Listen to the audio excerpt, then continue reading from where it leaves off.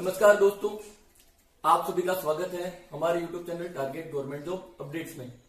अपना LCM HCF का chapter खत्म हो चुका है। उसके मैंने जो 5 टाइप थे वो आपके कंप्लीट करवा दिए हैं। देखिए, अब मैं ऐसा नहीं बोल सकता कि मैंने सारे क्वेश्चन करवा दिए, क्योंकि मैंने टाइप वाइज पढ़ाया है। टाइप में हम उन क्वेश्चन को टारगेट करते हैं जो बहुत ज्यादा बार रिपीट हुए हों या एक तरह के क्वेश्चन हो। तो मैंने कोशिश की है कि 90% जो क्वेश्चंस है वो आपके कवर करवा दिए, और जितनी भी बुक्स चलती हैं मार्केट में उनकी मैंने PDF भी आपको प्रोवाइड करवा दी है। ठीक है, उम्मीद है आपने वो डाउनलोड करके ट्राई करना शुरू भी कर दिया होगा। अब कुछ क्वेश्चन अभी भी बचे हुए हैं, अब उनको हम पूरी तरह यहाँ पे सॉल्व नहीं कर सकते, क्योंकि वो आपका जो टाइप 5 था जो हमने एप्लीकेशन पढ़े थे उसमें कुछ सवाल ऐसे हैं जो बिल्कुल लैंग्वेज में अलग आएंगे, फिर वो आपको पढ़ना है। और जो वो मैथ से अलग अलग जो चैप्टर्स हैं, जैसे बीज गणित से भी रिलेटेड हो सकते हैं, जैसे आपके घातांक से रिलेटेड हो सकते हैं, वर्ग वर्गमूल घन घनमूल से रिलेटेड हो सकते हैं, उस तरह के जो क्वेश्चन है उनसे मिला के भी LCM HCF के पूछ सकता है। ठीक है, तो आगे हम जो अलग चैप्टर पढ़ेंगे उसमें वो क्वेश्चन आएगा तो हम उनको डिस्कस करेंगे।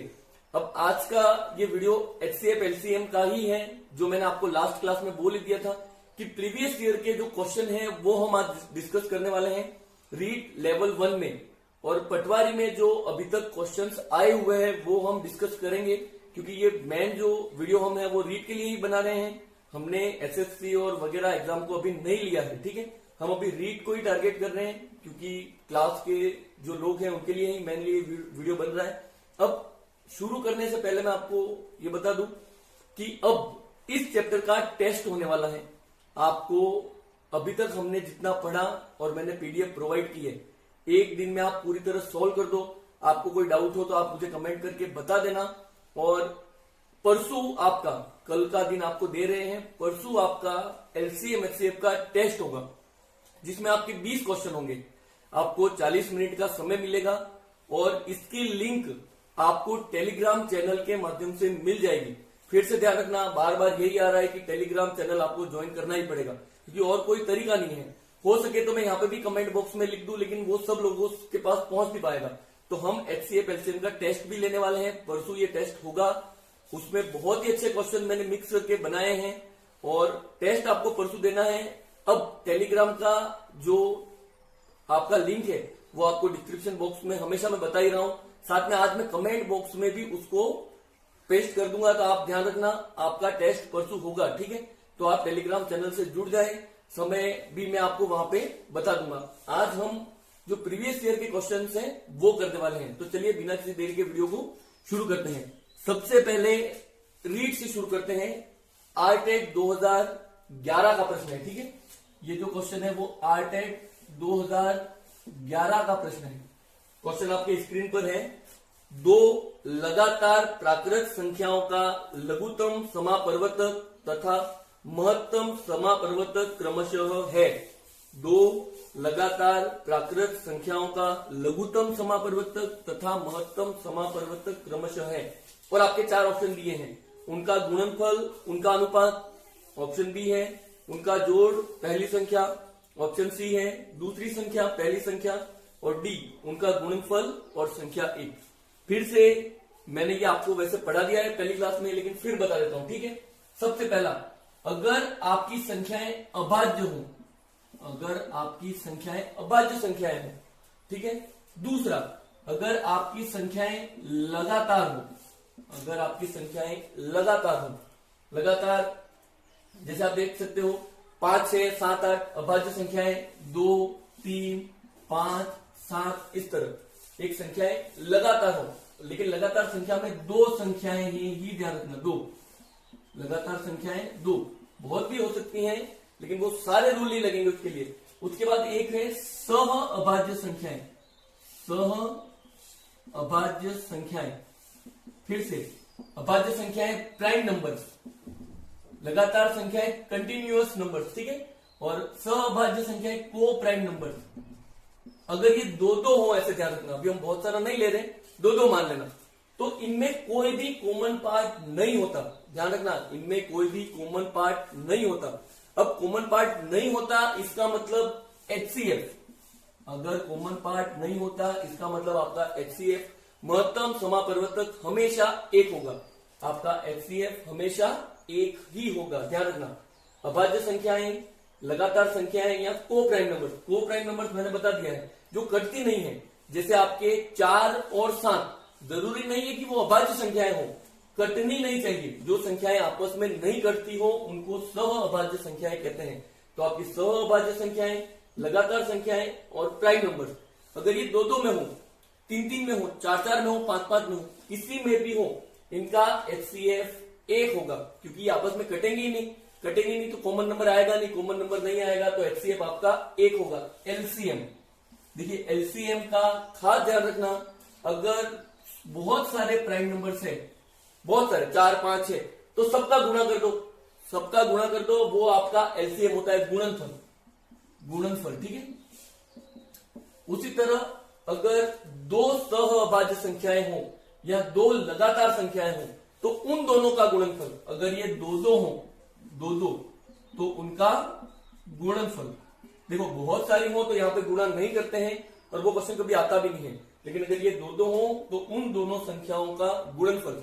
तो आप अपना सवाल फिर से पढ़ सकते हो कि इस सवाल का आंसर होगा, एलसीएम पहले लिखा है, इसका मतलब उनका गुणनफल और संख्या 1, आपका डी ऑप्शन राइट है। सवाल आप देख सकते हो, जो ये सवाल है उसका आंसर डी है, ठीक है। चलते हैं नेक्स्ट सवाल की तरफ। ये जो सवाल है वो आपके रीड का ही है, जो आरटेट 2011 हुआ था उसमें ये क्वेश्चन आया हुआ है, आप देख सकते हैं। नेक्स्ट सवाल, ठीक है।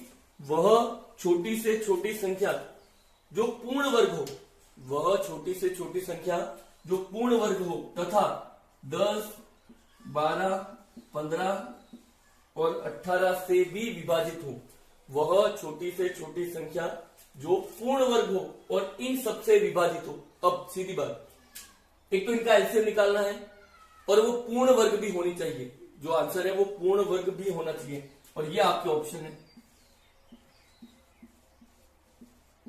2500, 1600 और डी है 900। अब फिर से मैंने आपको कह रखा है ऑप्शन की मदद लेनी है, ऑप्शन की मदद आपको लेनी है, ज्यादा मेहनत नहीं करनी है, कुछ भी सोल्व नहीं करना है। एक तो ये सारे आंसर पूर्ण वर्ग होने चाहिए, तो सारे हैं तो कोई ऑप्शन कैंसिल आउट नहीं हो रहा है, और दूसरा लिखा है कि विभाजित होनी चाहिए, इन सबसे विभाजित होनी चाहिए, इन सबसे विभाजित होनी चाहिए आपकी वो संख्या।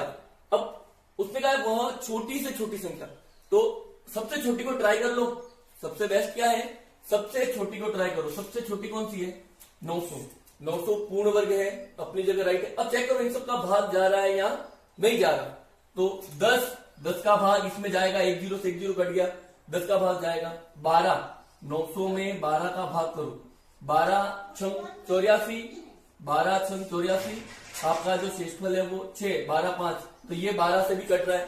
15 से चेक करो तो 15 छंग 90, 15 से भी ये कट जाएगा। और 18, तो 18 5 90, ये भी कट रहा है, यानी ये सबसे जा रहा है, तो पहला ही आपका आंसर राइट है।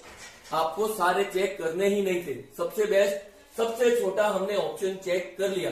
अब आप सोचोगे कि बाकी देखो, बाकी में 3600 भी राइट है, लेकिन 3600 छोटा तो नहीं है ना, लेकिन 2500 में आप चेक कर सकते हो 12 का भाग नहीं जाएगा, 2500 में 15 का भाग नहीं जाएगा, 2500 में 18 का भाग नहीं जाएगा, 1600 में 12 का भाग नहीं जाएगा, 15 का भाग नहीं जाएगा, 18 का भाग नहीं जाएगा। तो आपको ऑप्शन में सबसे छोटा नंबर ही चेक करना था।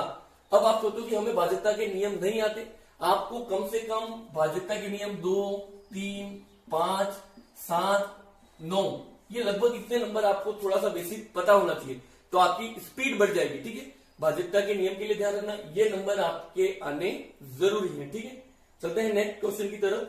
नेक्स्ट के 2 क्वेश्चन है, इसमें से मैंने पहला करवा रखा है, ये भी आपके आरटेट वाले ही क्वेश्चन है, ठीक है। ये रीड 2015 के हैं, ये रीड 2015 के क्वेश्चन है, ये तो मैंने पहले ही अपनी क्लास में करवा दिया। दोनों क्वेश्चन आपको दिख रहे हैं, ठीक है। 2 संख्याएं 3:4 के अनुपात में है, 2 संख्याएं 3:4 के अनुपात में है, तथा इनका एलसीएम उसने दिया है 84 है, तो बड़ी संख्या ज्ञात करो। पहले ही कहा है एलसीएम वाले सवाल आए और अनुपात हो तो आपको x मानना है, 3x 4x हमने मान लिया। एलसीएम एलसीएम मतलब अनुपातों का गुणा और x एक बार आएगा। एलसीएम मतलब अनुपातों का गुणा और x एक बार आएगा। तो 3 इंटू 4 12 और x एक बार। हमारे हिसाब से 12x इसका एलसीएम आएगा। 3x और 4x का एलसीएम 12x आएगा। और वो बोल रहे हैं ये 84 है। अब 12x बराबर 84, तो x बराबर साइड से साइड में काट सकते हैं, तो साइड से साइड में आप काट सकते हो। तो 12 7 84, अगर आप साइड से साइड में काट सकते हो तो 12 7 84, तो x बराबर कितना आएगा, x बराबर 7। x बराबर 7, तो आप जैसे ही इसमें 7 का गुणा करोगे आपकी बड़ी संख्या आ जाएगी। तो बड़ी संख्या कितनी आएगी, 28। ये सवाल हम पहले कर चुके हैं, आप चेक कर सकते हो। जो हमने पहला सवाल पढ़ा था उसी में ये सवाल था, ठीक है। इसी पेज पे आपका दूसरा सवाल है, ये भी सवाल हमने पढ़ लिया है। 115 है आपके वहां पे लिखा हुआ, 1/3, 2/9, 5/6 और 4/27 का एलसीएम क्या होगा। 1/3, 2/9, 5/6 और 4/27 का एलसीएम क्या होगा। वैसे ये सवाल मैंने आपको ऑप्शन से करवाया था, आप ऑप्शन से आराम से कर सकते हो, फिर भी हम रिपीट कर देते हैं इसको। एलसीएम भिन्नों का एलसीएम, भिन्न में अंशमेन है, याद रखना, भिन्न में आपका अंशमेन होता है। तो अंशों का तो एलसीएम यानी आपको 1, 2, 5 और 4 का तो एलसीएम निकालना है। और बटे में जो हर है उनका एचसीएफ, तो आपको एचसीएफ निकालना है 3, 9, 6 और 27। अब एचसीएफ निकालना आसान है। एचसीएफ मतलब कॉमन नंबर, एचसीएफ मतलब कॉमन नंबर।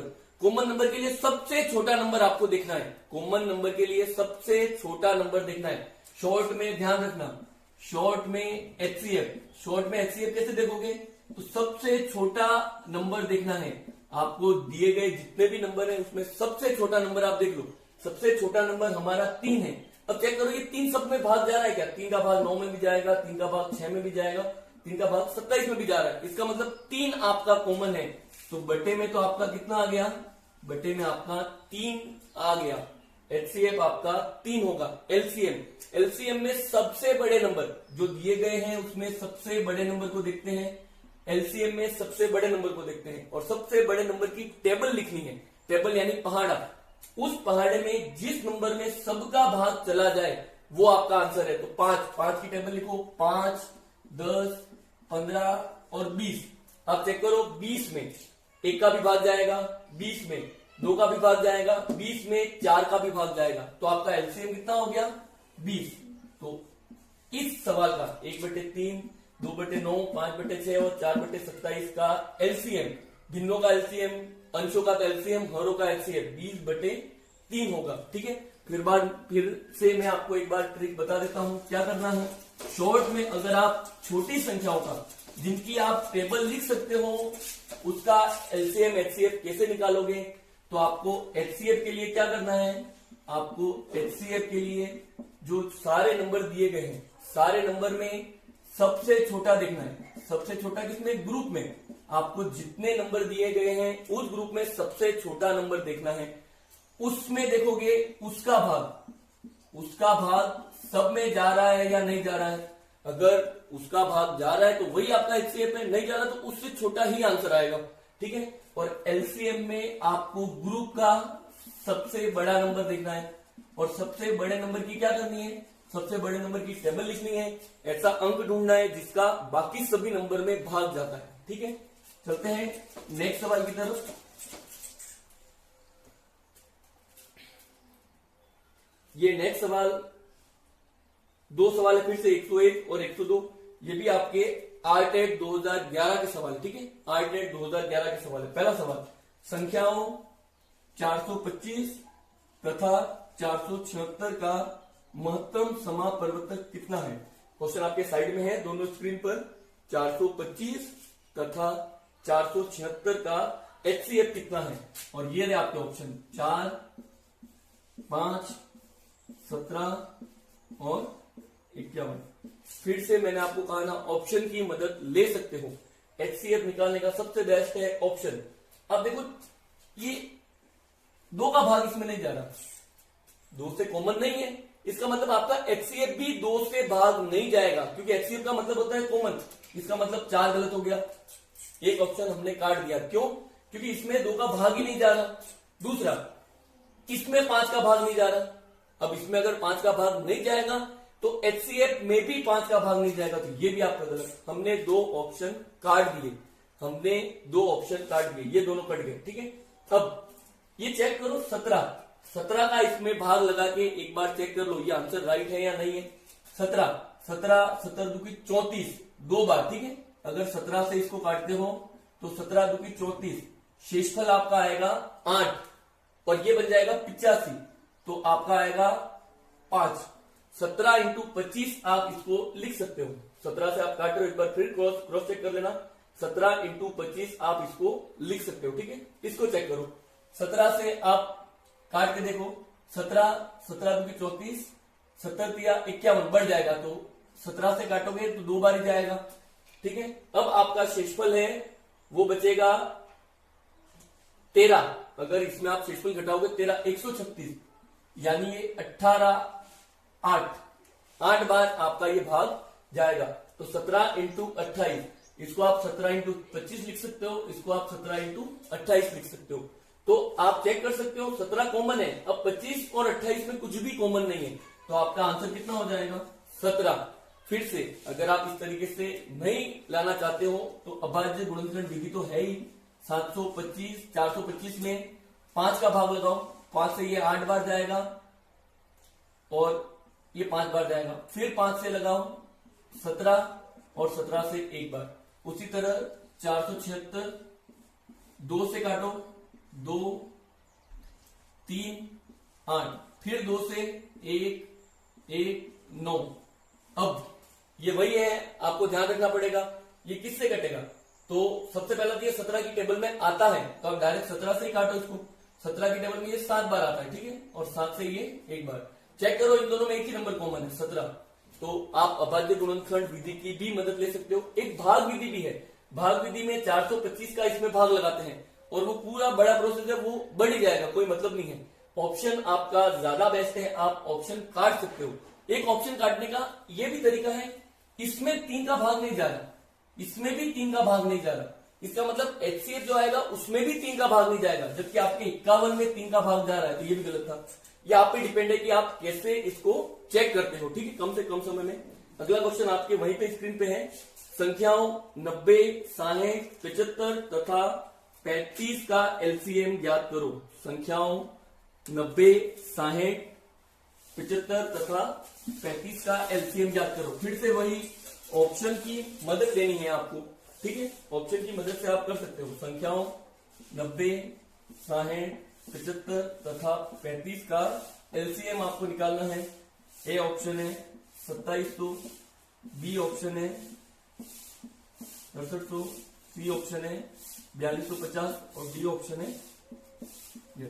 अब ऑप्शन की मदद कैसे लेनी है, ठीक है। तो अब आप ऐसा नहीं है कि 90 का भाग जाएगा तो आप 90 का भाग लगा के देख लो, 60 का भाग जाएगा तो 60 का भाग, 75 तो 75। फिर से ये जो आपके नंबर हैं आपको उनका भाग नहीं लगाना है, आपको भाग ऐसी अभाज्य संख्या का लगाना है जो बहुत कम बार डिविजिबल हो। जैसे देखो 2, 3, 5, 7, 11, 13, 17, 19, 23। अपने को 1 से 25 तक पहाड़े याद है ऐसा मैं मान रहा हूं, ठीक है। तो ये सब अभाज्य संख्याएं हैं। अब 2 का भाग सब में जाता है, इसको छोड़ो, 3 भी छोड़ो, 5 भी छोड़ो, ये रेयर केस है। 7 का भाग सब में आप नहीं लगा सकते, तो आप 7 का भाग लगा के देखो, 11 का भाग लगा के देखो, 13 का भाग लगा के देखो। अब आपका LCM है, इन सबको छोड़ो, लेकिन ये 35 स्पेशल है। क्यों 35 स्पेशल है? क्योंकि 35 को आप 5 इंटू 7 लिख सकते हो, यानी आपका जो आंसर है उसमें 7 का भाग जाना चाहिए। अगर 35 का भाग जाएगा तो 7 का भी भाग जाना चाहिए। तो आपको 7 का भाग जिसमें नहीं जा रहा वो गलत है, 7 का भाग जिसमें नहीं जा रहा वो गलत है। 7 का भाग 2700 में नहीं जाएगा, 7 का भाग 6300 में जाएगा। 7 का भाग यहां लगा के देखो 742 50 में नहीं जाएगा, और 7 का भाग यहां पे लगा के देखो नहीं जाएगा। आपके 3 ऑप्शन कट गए। कब? एक नंबर चेक करने से। कौन सा? हमने 7 देखा, तो ये स्पेशल केस है, आप ध्यान रखना, स्पेशल केस है। कोई बड़ा नंबर आपके आ जाए तो आप ऑप्शन की मदद ले सकते हो, ठीक है। बाकी अभाज्य गुणनखंड विधि तो है ही है।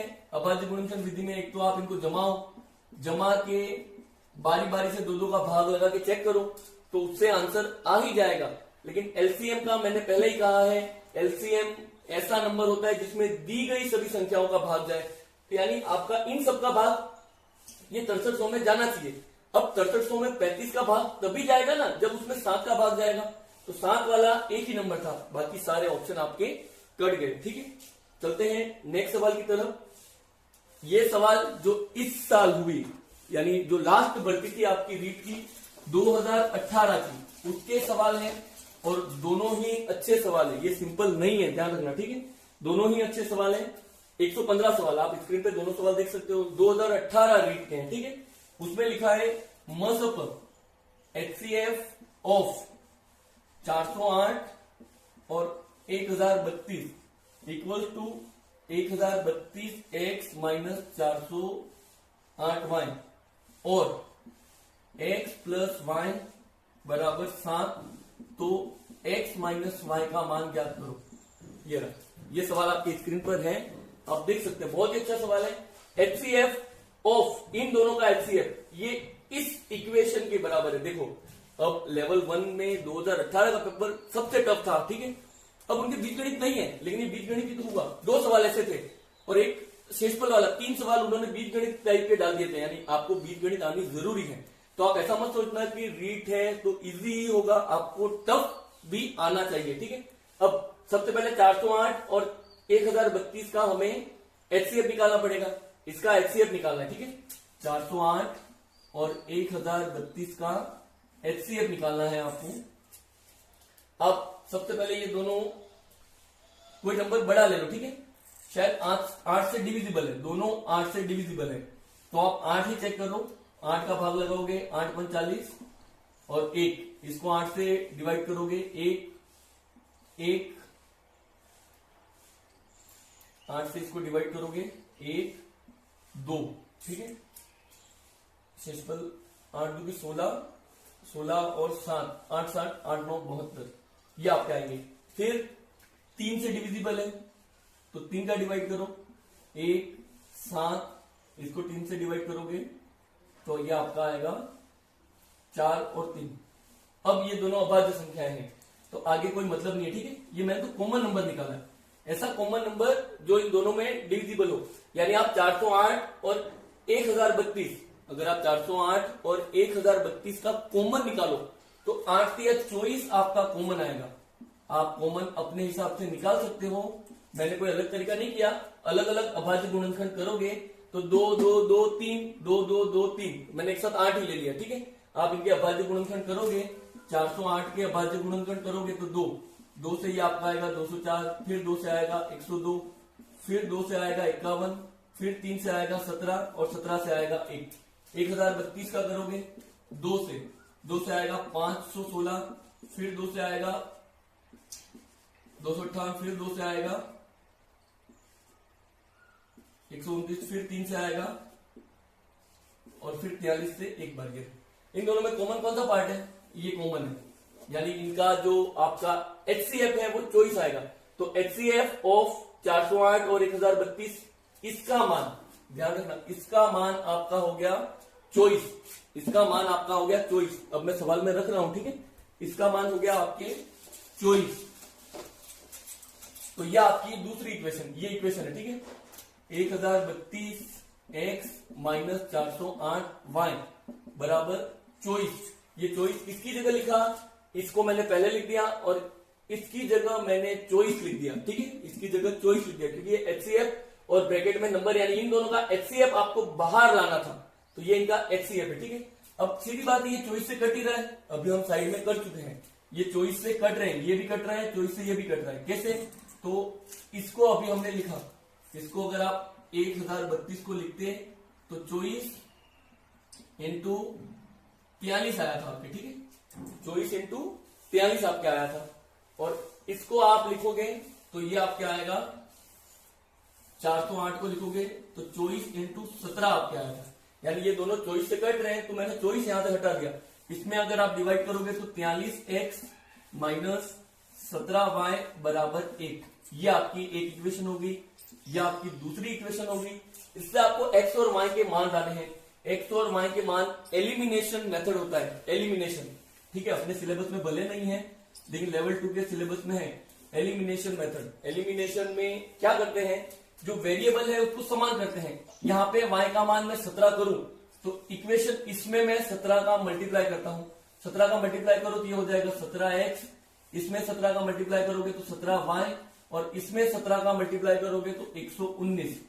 अब आपको इन दोनों को जोड़ देना है, इन दोनों को जोड़ देना है। 17y से 17y कट गया, 43 प्लस ये जोड़ोगे तो 66x बराबर 120। तो x बराबर ये साइड से साइड में कट जाएगा 2, x बराबर आपका 2 आएगा। इस x का मान अगर 2 है तो y का मान आपका कितना हो जाएगा, y बराबर 5। x का मान अगर 2 है तो y का मान 5 हो जाएगा। अब उसने पूछा है x माइनस y का मान, x माइनस y, तो 2 में 5 को घटा दो, -3 आपका आंसर था। सवाल सरल नहीं है, फिर से ध्यान रखना, ये अजीब था। ये अजीब इसलिए है तो कभी कभी सवाल में आपके लिख सकता है HCF ऑफ 2 4 6, ये लिख दिया। इसका मतलब है 2 4 6 का HCF आपको निकालना है, उसने लैंग्वेज नहीं लिखी। आपको HCF निकालना है तो 2 आंसर हो जाता है इसकी जगह। तो खास ध्यान रखना, बहुत ही अच्छा सवाल था और 2018 का था, ठीक है। नेक्स्ट सवाल देख सकते हो, ये टाइप 5 का सवाल है, ये मैंने पहले ही करवा दिया है। नेक्स्ट सवाल आपकी स्क्रीन पर पहले से ही है, ये टाइप 5 का सवाल है, ठीक है। मैं पढ़ रहा हूं एक बार सवाल को। 60, 105 और 135, 60, 105 और 135 छात्रों वाली 3 विषयों क्रमशः विज्ञान, अंग्रेजी और गणित की एक परीक्षा का आयोजन किया जा रहा है। प्रत्येक कमरे में बैठने की क्षमता समान है। प्रत्येक कमरे में केवल एक ही विषय के छात्र हैं, तो आवश्यक कमरों की संख्या कितनी है? ऑप्शन भी आपके दे रखे हैं। एक सब्जेक्ट में इतने छात्र हैं, एक सब्जेक्ट में इतने छात्र हैं, एक सब्जेक्ट में इतने छात्र हैं। आपको कमरे चाहिए और हर कमरे में बच्चे भी समान होने चाहिए और मिक्स भी नहीं होने चाहिए। तो सीधी बात है, इन सबका आपको क्या निकालना है, HCF। HCF आएगा वो तो एक कमरे में बैठने वाले लड़कों की संख्या होगी, इसका HCF। अगर आपको 1 से 25 तक की टेबल याद है तो ये सब किसी एक की टेबल में आते हैं। 15 चौक 60, 15 7 105, 15 9 135। तो इन सबका HCF हो जाएगा 15। एक कमरे में 15 लड़के बैठ सकते हैं। अब ये 60 लड़के हैं, आप इनको लेके ग्राउंड में आ गए और बिठाओ, 15 लोग बिठाए, फिर 15 लोग बिठाए, फिर 15 लोग बिठाए और फिर 15 लोग बिठाए, यानी इन 60 लड़कों के लिए कितने कमरे चाहिए, 4। तो पहले ही बता दिया था, न्यूनतम कमरों की संख्या 60 divide by HCF plus 105 divide by HCF plus 135 divide by HCF। तो 60 में 15 का डिवाइड करो तो 4 कमरे, इसमें 15 का डिवाइड करो तो 7 कमरे, और इसमें 15 का डिवाइड करो तो 9 कमरे। तो 4 कमरे इधर, 7 कमरे इधर, 11 और 9 20 कमरे टोटल आपको चाहिए। ये आपका भी 2018 का सवाल था, अपने टाइप 5 में हमने ये पढ़ लिया है, ठीक है। बहुत ही अच्छा सवाल था। चलते हैं नेक्स्ट सवाल की तरफ, ठीक है।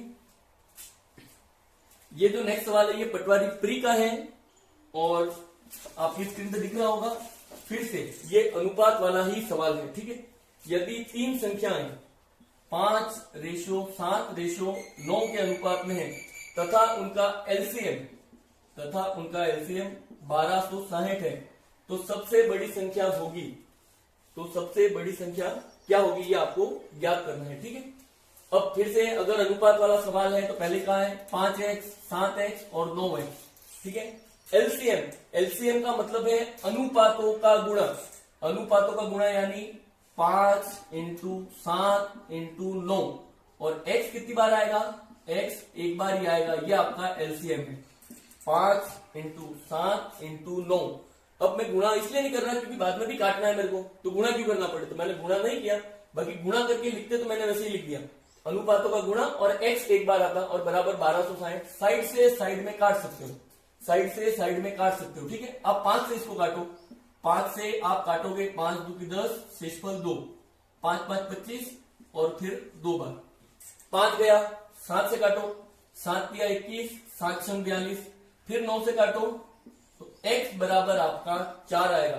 गुणा करना जरूरी नहीं था, आपको बाद में भी तो काटना है, पहले गुणा करो नहीं काटो, तो क्या मतलब है, x बराबर 4। तो बड़ी संख्या तो 9 में 4 का गुणा कर दो, 9 चौक 36। अभी तक के जितने प्रीवियस ईयर के सवाल थे वो मैंने आपको करवा दिए। ये कुछ डाउट आए हैं एक स्टूडेंट के, तो 2 सवाल आपके एक्स्ट्रा हैं और बहुत ही अच्छे सवाल है, ठीक है। अभी तक ये टाइप में मैंने पहले कहा ना, सारे टाइप हम कवर नहीं कर सकते, तो जो 2 क्वेश्चन एक्स्ट्रा हैं वो आप देख लो, दोनों आपकी स्क्रीन पर हैं।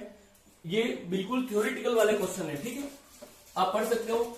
इसमें पहला क्वेश्चन, 2 संख्याओं के एलसीएम तथा एचसीएफ का गुणनफल, 2 संख्याओं के एलसीएम तथा एचसीएफ का गुणनफल 24 है।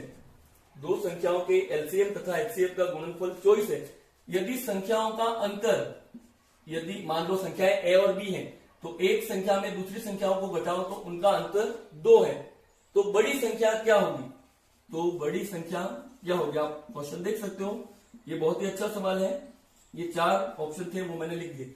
2 संख्याओं के एलसीएम और एचसीएफ का गुणनफल 24 है और उनका अंतर 2 है, तो बड़ी संख्या क्या होगी?